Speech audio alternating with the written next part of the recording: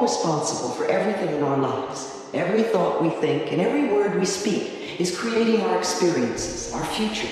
And it's almost as though every time you think a thought or you speak a word,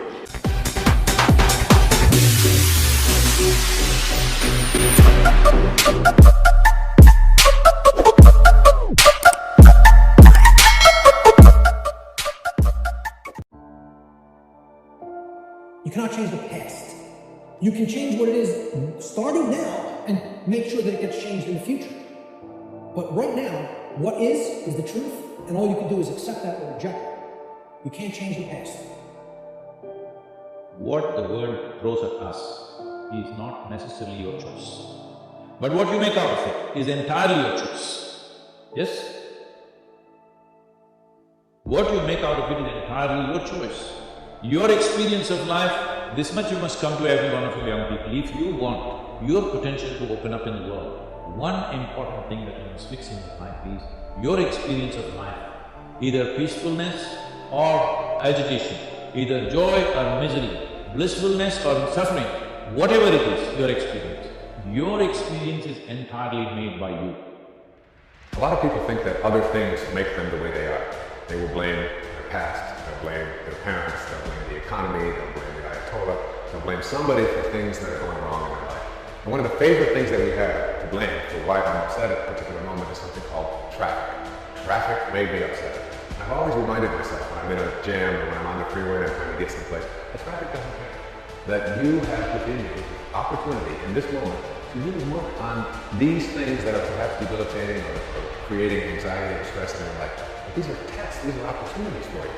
Traffic doesn't care. Your anger is your choice. And you can always choose to be happy, angry, depressed, miserable, upset, or you can choose to be fulfilled and do something positive in this moment. It's always up to you. First of all, every time we have a thought, we make a chemical. And if you have an unlimited thought, you will feel unlimited.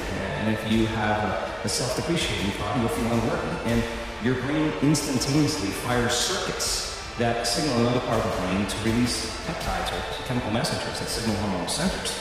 And when we get that arousal from the thought that we think, those thoughts sometimes weaken, the response weakens the physical body. So it turns out that the emotions that are created from the thoughts are the signaling mechanisms in the body. Thoughts are the language of the brain, and feelings are the language of the body. How we think and how we feel creates our state of being. to me, I think enlightenment is letting go of all the things we believe that are not benefiting us in life, or that are barriers to our life, to the good things in life, and to release them one by one and just think, I don't have to believe that anymore, or do I want to believe that anymore? And making a conscious choice. When we can understand that every single thing we believe has been a choice.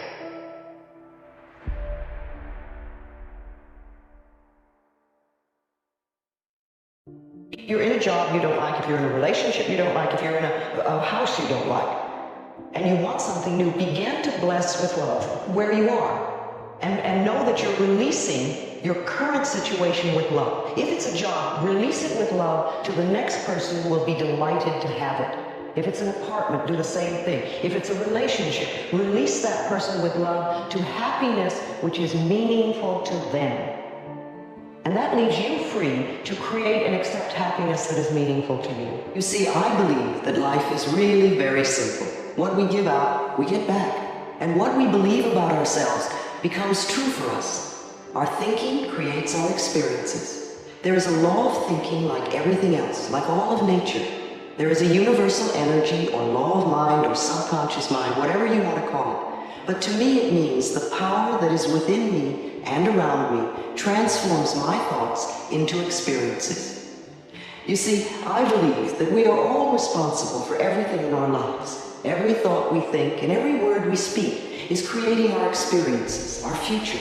And it's almost as though every time you think a thought or you speak a word, that universal intelligence or energy is listening or responding to what you are thinking or believing or saying, without judgment or criticism, totally accepting us at our own value. Whatever we choose to believe becomes true for us. We have to be ready to do it ourselves. Remember, each person has come to this planet to learn a lesson. You have your lessons, you have your lessons, I have my lessons, you have your lessons. They're all different. We cannot learn the other person's lessons. We are not here to change other people. We are here to change ourselves. That is what we've come to the planet for, to change ourselves. If we try to do it for someone else, or learn their lesson, or make it nice, they don't get to learn it. And even if we fix it, isn't it amazing how they turn around and recreate it again? And we all know people like that. We've paid their rent, or we've gotten them out of some mess, or we've done this for them or that for them. And 2 months later, they're in the same problem, because it's their pattern. It has nothing to do. Teaching them how to get out of it, it is much better if they're willing to learn. So it's like, the student must come to the teacher. And when the student is ready, the teacher is there, always.